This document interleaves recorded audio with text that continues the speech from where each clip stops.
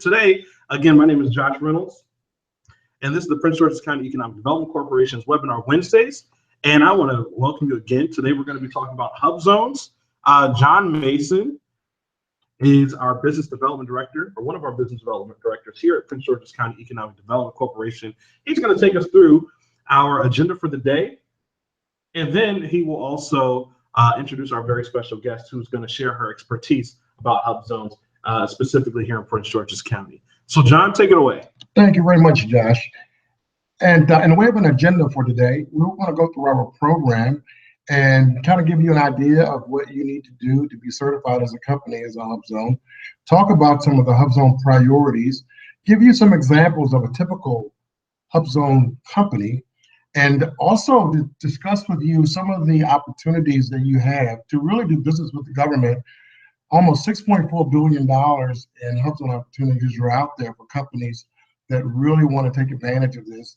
And then lastly, we want to show you some of the sites that you could possibly locate your businesses in your office in Prince George's County. We've got a wealth of benefits just by virtue of the fact that you're located here that you can take advantage of. So I want to introduce to you today a very special person. We've worked together for years.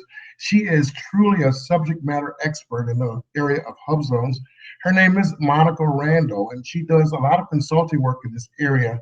So she has agreed to join us today and be a part of this webinar. And I want to have her to tell a little bit about herself today, and then we'll go on with our program. Monica?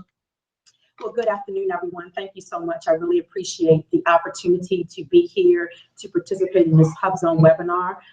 This is a great opportunity for myself simply because I'm former SBA. I worked for the SBA for 25 years. I've been helping small businesses, especially those who want to obtain certifications, such as HubZone certifications, for the past 28 years. So this is a certification that is extremely important to the small business community. And one of the things I like to do is make sure that I educate as many businesses as possible on how the program works. So again, thank you so much for allowing me to participate. Thank you very much, Monica. And we again welcome you. We appreciate you being here. So we're going to first of all start by talking a little bit about what exactly is a HubZone. And HubZone is an acronym, HubZone, for Historically Underutilized Business Zone Program. And there are a lot of benefits to companies and to those that are looking for jobs out there for living in a HubZone and also having your business located in a HubZone.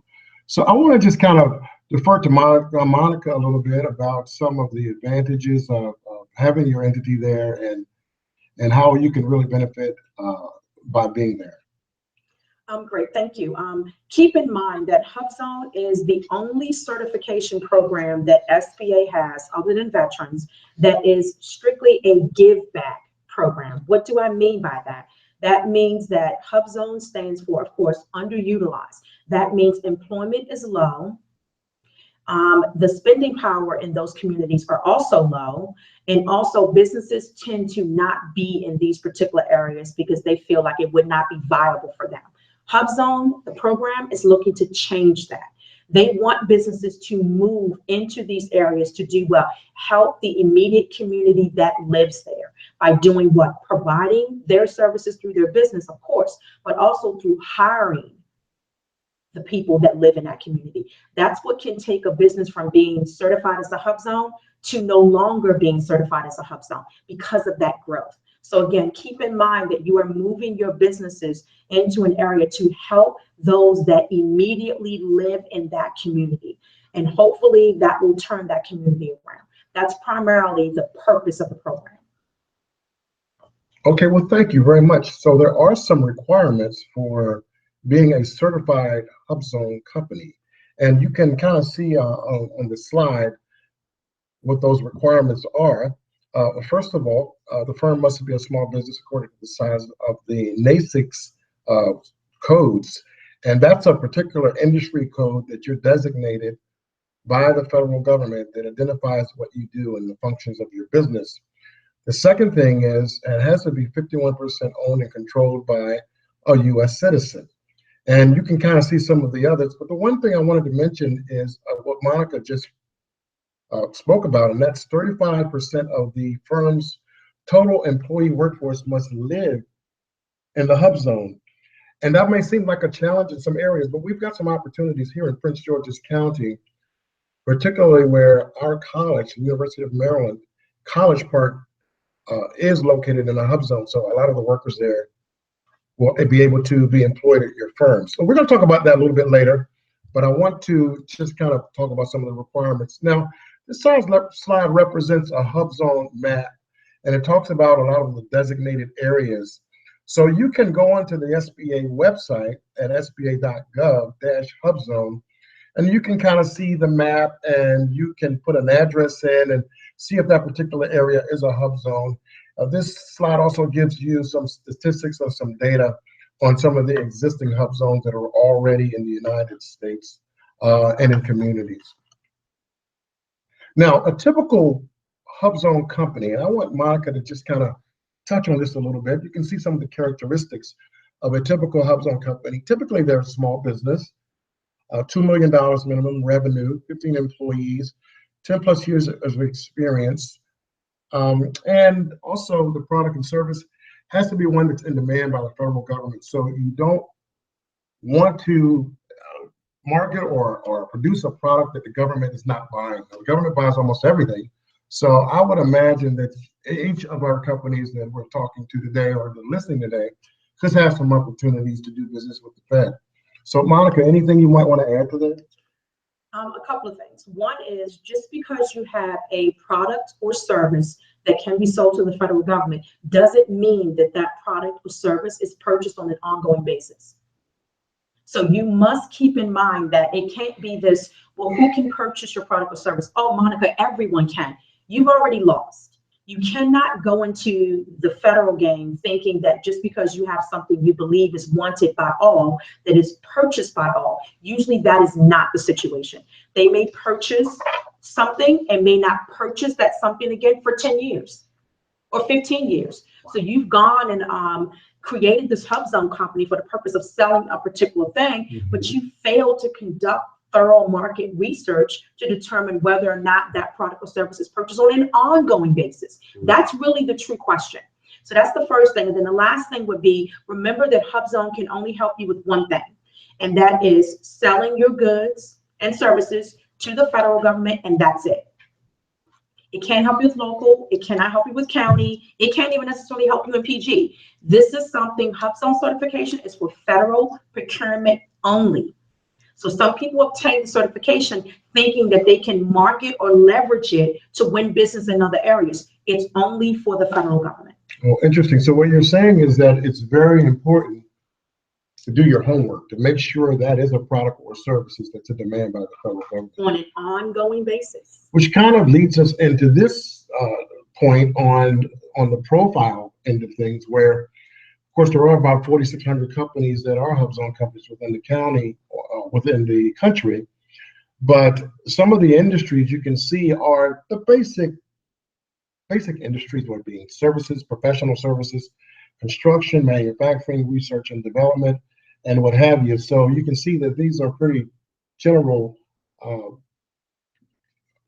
or general company functions within the country, correct? Exactly. So services and construction are your big ones. Not so much as you see, not many HubZone companies are actually in manufacturing or research and development. It doesn't mean that if you are, you shouldn't apply. It just means that not many dollars are spent. So again, if you conduct thorough market research, you can get the actual spending numbers by manufacturing companies that were also HubZone. There's a website called USA Spending.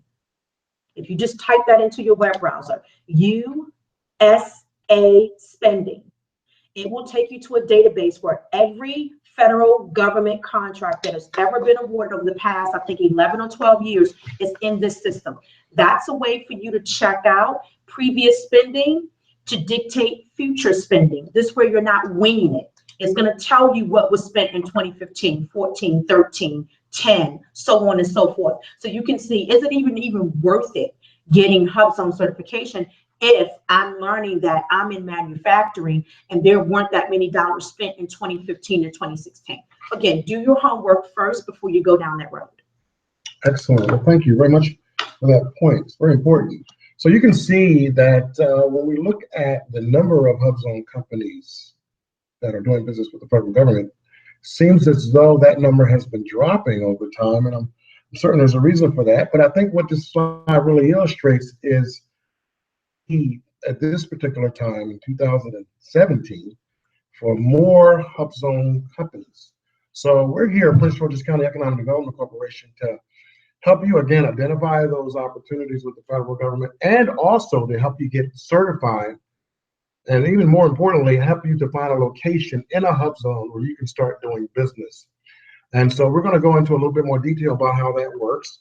But you can also see in terms of spending goals that these agencies have goals. They have criteria, they have standards that they must meet in utilizing HubZone companies on these contracts. So prime contractors for the federal government are looking for your services. And you can see the growth from 1999 up until this slide goes to 2015, where it somewhat peaked in 10, 11, 12, and then it started to sort of level off a little bit.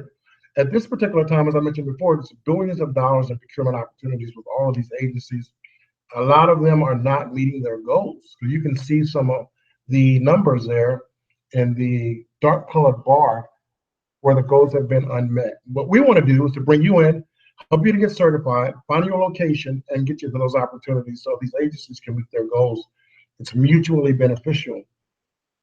And so it's important. The growth you can see is going from 99 up to 2010 and 11 and leveling off a little bit.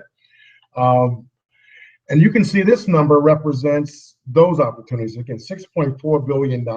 You can see why our pie chart shows you building construction, facility support services, administrative services, represent some of the high growth areas, manufacturing as well. IT services represent a lot of also the opportunities. What comes to mind right away is NASA in Prince George's County. NASA Goddard is a huge user of HubZone companies right in Prince George's County, and they do a forum every year of which we are a part, to where we can meet those companies within the county and outside, and hopefully some space in the county, or just get them information about HubZones. Now, this is a very important point that we wanted to illustrate to you. When you look at the number of federal agencies in Prince George's County, of which we have about 14 major agencies in the county, all of these firms that you see here need HubZone companies. They represent about $60 billion in procurement opportunities within the county. What's good about the EDC is that we have relationships with a lot of the procurement folks from these agencies, so we're able to bring them into our organization and do forums to have you to meet with them. And through those forums, you can see all the agencies. We're able to show where our companies can help them to find and identify HubZone firms that can be a part of their procurement effort. And so we're pretty proud of what happens when we bring these folks together. And you can kind of see this is an event that we did with NASA. And you can kind of see some of the business owners that have come in, and they're talking to the procurement heads. They're getting instruction on exactly how to become certified, what procurement opportunities are available in the county. That's Jim Coleman. He's our president and CEO leading the charge. And these companies are very appreciative of the fact that they can meet directly with those individuals that are leading the procurement of some of those agencies. So it's an educational experience as well as a networking opportunity to come in, again, meet those procurement heads, network with other companies, find out what opportunities exist, and be on the cutting edge of at least getting the information on how you can go and take advantage of some of these, again, procurement opportunities with the federal government.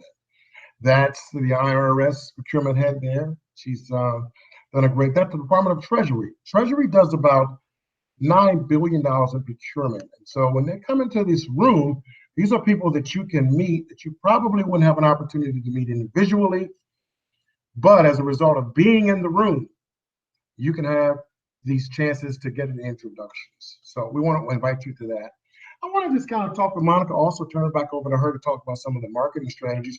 Her consulting firm works with SBA and does forums all over the country and internationally on how to do business with the government. So specific to HubZone, I wanted to just give us some ideas on some marketing strategies our companies can use to really market their services and products to the government. Okay, great. I'll make it quite simple for you. Step one. That's the first step. I said, do your homework, right? In order for you to know what agencies are actually purchasing, making purchases via the program, you need to find out what agencies are actually spending in the areas that you're trying to sell in. You can go to USA Spending and get the raw data. It will give you every federal agency that exists in the world and tell you for each how many contracts were awarded, the dollar amount, who won the contract, and whether or not it was HubZone. First step. Second step is, do you have a one-page capability statement? It is federal government. They only want a one-page CAPE statement. You can print back and front, but it must be no more than one page. Step three, once you take the list that you create from USA Spending, you now need to go and set up meetings to meet with the people that are from that list. Remember, that list is created from USA Spending. So it's the raw data that drives who you should be marketing to. With that list and your CAPE statement in hand, you want to then begin to set up your meetings to discuss possible potential HubZone set-aside opportunities. Another thing we might want to do prior to your meeting, not might, but you should do, is find the forecast for the agency that you found off of USA Spending. I say market to no more than 3 to 5 federal agencies at one time in order to do a really good job. Take the 5, find their forecast, set up your meetings, CAPE statement in hand, and do your thing. USA Spending will also give you who your competition is. Discuss that during your meeting. And remember, meetings are hard to get, so make the most of it. You'll have about maybe 30 minutes or so. If it's a good meeting, they may give you an hour. Focus on the forecast. USA Spending gives you what was spent. The forecast gives you the future. That's the focus of your meeting. Okay, so to me, that's the best strategy for trying to break into the federal marketplace with your HubZone certification in hand. And one last thing, John, is remember that a certification nets you nothing. It's just a contracting vehicle. So when you walk in, you're trying to sell them on utilizing this contracting vehicle to do what? To get their contract in place the quickest and best way possible for their agency. They don't care about a HubZone goal. They don't care that you have HubZone. They don't care that they're not meeting their goals. They just don't care. The thing that you have to sell them on is, how am I better than my competitors? That's the first. And then the second thing is, why should they use the HubZone contracting vehicle to obligate those funds for that particular program? That's what you're selling. Why should they use that contracting vehicle? But don't walk in thinking that someone owes you something because you have a special certification. Unfortunately, none of us are special. So what you're saying is this is not necessarily an entitlement opportunity, but you have to compete. You have to compete, and you need to make it worth the agency's while. Remember what I kept saying over and over. It's a contracting vehicle, people. That's all it is to a CO. That's all she sees. Why should I use this contracting vehicle over an 8A contracting vehicle or GSA contracting vehicle or the VET program or the woman-owned? Why would I pick HubZone? It is your responsibility to sell the contracting officer on why that is, not the other way around. They owe you nothing. You see, along with consultants much like Monica, who we partner with, if you come into our office, we can sit down with you and give you some ideas on what realistically you can do to make sure you're following some of these principles and concepts that's being discussed. And you can see also on these slides some of the other areas that you can kind of focus on. I think Monica's given us a little bit of gravy on the steak in addition to what we already see here about how you can market your companies to government agencies. But come to the experts, come to the EDC. We work, again, really with SBA and with firms like Monica's to get you that information. Now, I want to not really go a little bit into too much depth about some of the policies and procedures. I want to let you know that this information is available through our office. We can tell you about some of the changes that are occurring, some of those areas that are being redesignated, some HubZone areas that may be expiring. So if you're getting close and you want to locate your company in a HubZone, you're not going into an area that's going to expire anytime soon, that you've got some longevity there, 5, 10 years, to where you know you'll be able to locate either by a lease in that area, and there will be a designated HubZone area. So not to get into a lot of the detail about that, we can certainly discuss that, come and make an appointment, and we can go into a lot of the recent legislative action. There are some pending legislation now to increase the number of years for being a qualified HubZone. And we can go into a lot of detail again about that once you come and visit with us. You can see some of the other policies, and you can see some of the Senate bills that are pending right now to improve the HubZone program, to streamline the application process, and to make it more efficient and effective for you to become a HubZone company, and again, be able to get some opportunities with the federal government. So right now, if we look at one of the most important areas, I think, for Prince George's County, is you having an opportunity to find a building, a location, a site, or an office. And this map represents HubZone areas within Prince George's County. You can see all of the orange areas that are there. And up near, and we'll go into this a little more detail later, near College Park, that's a huge area up there where you can locate your office area. You can see also a lot of the areas are inside the Beltway. So you have access to mass transportation. Your clients, your employees rather, can get to work very easily. So you can kind of see that illustration in the map. Some of the HubZone regions within Prince George's, and we have quite a number, are located in Camp Springs, Calverton, College Park, Hyattsville, Capitol Heights, Greenbelt, yes, Forestville, and New Carrollton. So you can see we have quite a few areas to choose from. And again, as I mentioned before, in and around the Beltway is where you'll find the most opportunities for sale, or even if you want to lease a building in a HubZone. And this is a very exciting slide I want to talk to you about. The Prince George's County Economic Development Corporation is partnering with the private sector to hopefully establish a HubZone incubator. And this particular incubator will be located in College Park. And very beautiful building. We've gotten the floor plans already designed for the offices in the HubZone. It's going to be a 2-phase project. We're about to embark on our phase 1 here within the next 60 days. So it presents immediate opportunities for you to come and to locate your business here, whether you need 2,000 square feet of office space or 200. You'll be able to, it's a WeWorks format sort of layout, and that's a very progressive way of doing office layouts in this day and time.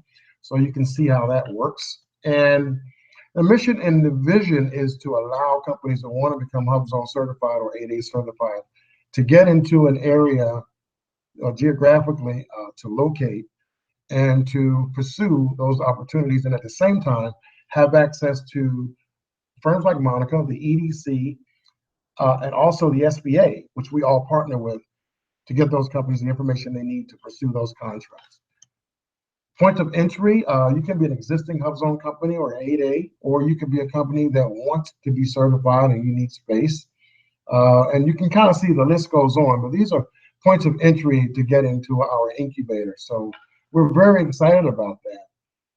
And so we're coming down to the end of our presentation here.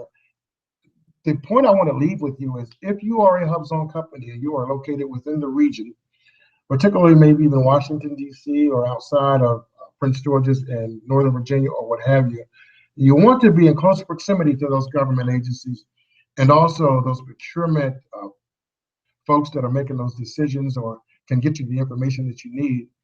Or you want to have a relationship with the Economic Development Corporation, who partners with some of the stakeholders here. I think a HubZone location represents a good, smart, wise business decision in Prince George's County. So we want you to give it strong consideration. Please call me. We're going to put some contact information up on the screen. We have already locations that we've identified as primed and ready to move in Prince George's County. And we have a network here of resources that can help you to make sure you have any information that you need to go after this business. $6.4 billion, that's a lot of opportunity here for you. And you can make it happen right in Prince George's County. Any closing thoughts, Monica, on what you think might be beneficial to our companies within the county? Again, I sound like a broken record. Do your homework. Make sure you do your homework so you can effectively determine who you should be marketing to, because in federal procurement, everything is about marketing. It's the begin and end to your business being able to be successful. So market away, enjoy, have fun. All right, so this concludes our webinar for today. I'm going to check and see if we have any questions before we completely head out. It looks like we do not have any questions right now. But so in that vein, I want to say thank you to both John Mason and our very special guest, Monica Randall, for joining us for today's webinar. This has been an amazing experience. I hope that you guys all got something out of it. Thank you, Mr. Huggins. It's a great presentation. And I think one thing last thing I want to say, other than how to contact us, is USA Spending. It sounds like that is a very important piece that everybody needs to do their homework. So USA Spending, is that .com or .org? That would be .gov. So .gov. USAspending.gov. It's a government website. Okay, USAspending.gov. Everyone, that's where you start your homework. And then lastly, if you want to get in contact with myself or John or anyone or Monica, you can contact the EDC at 301-583-4650. Again, that's 301-583-4650. And thank you again for joining us for today's edition of Webinar Wednesdays.